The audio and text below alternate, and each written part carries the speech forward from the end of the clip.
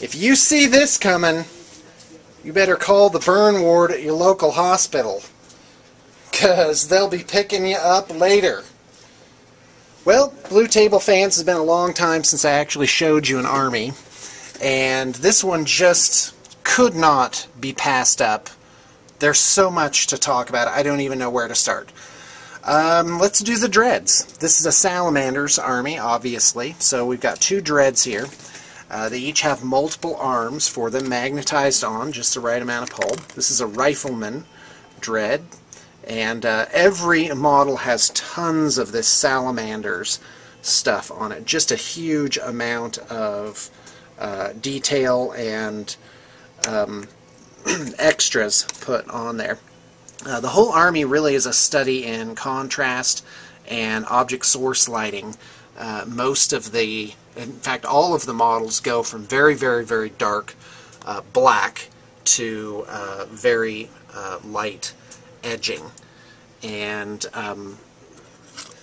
they seem to have, what's interesting to me is that there's sort of a volcanic glow on them without there actually being lava evident. So like the illusion is there's glowy source like from off the base actually.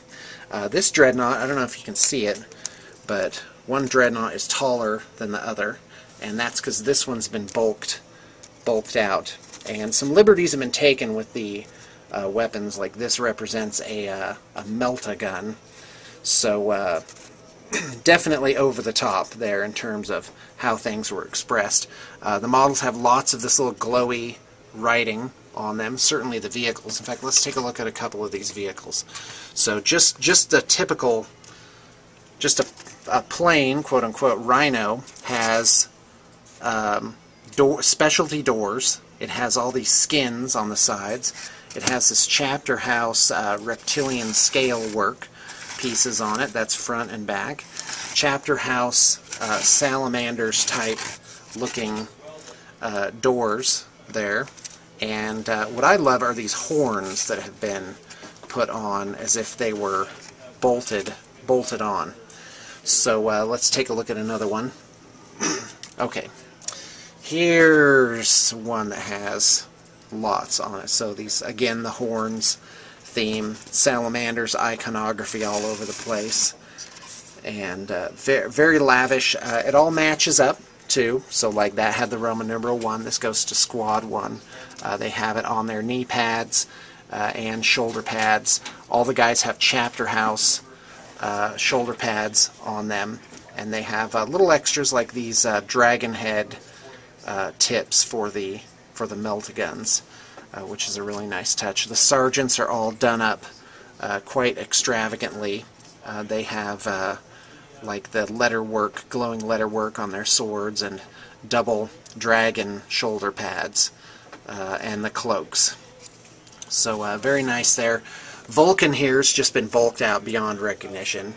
This is from Chaos Marauders sprue, and I think that worked really nicely and definitely gives him sort of that wicked feral look. The shield, that was a little bit of artistic license there. A little power generator for his halberd. That again gives him more bulkiness. So very pleased with that incarnation of Vulcan. We've got another sergeant here. He's got a lot of OSL on him, but you'll notice there's other colors too. There are grays and browns worked in there to kind of give them a organic feel. So let's take a look at the Terminators. The Terminators have all magnetized points. I don't know if I can get it off here with one hand, but they have these modified Lizardmen shields, and really some good work there. Just the right amount of pull on those. Oh, there you go. See, it just popped right back on. So those can change from regular Terminators to close combat Terminators.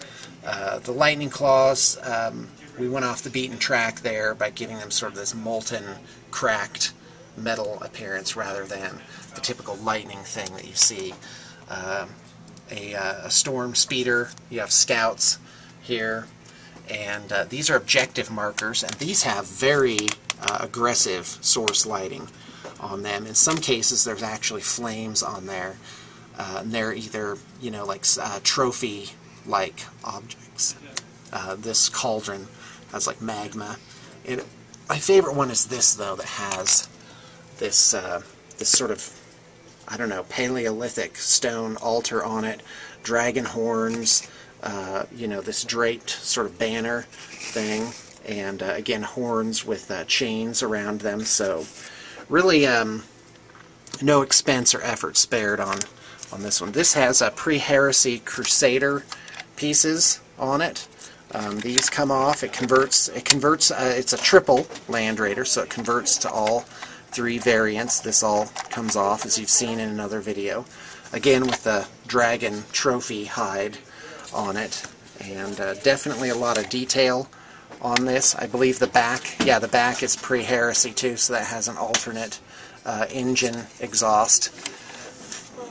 So really, I think that's... oh wait, no, the Vindicator. Yeah, just when you thought you saw it all. So this is one of those armies where you could really sit down for 20 minutes and just look at it. Just look at all the things on it. You have the horn strapped on here. You've got this dragon head for the cannon. And let's see here. Again, with the this is Forge World doors on there. And yeah, definitely very, very lavish. So anyway, thought you might enjoy looking at this army and get some inspiration for the day.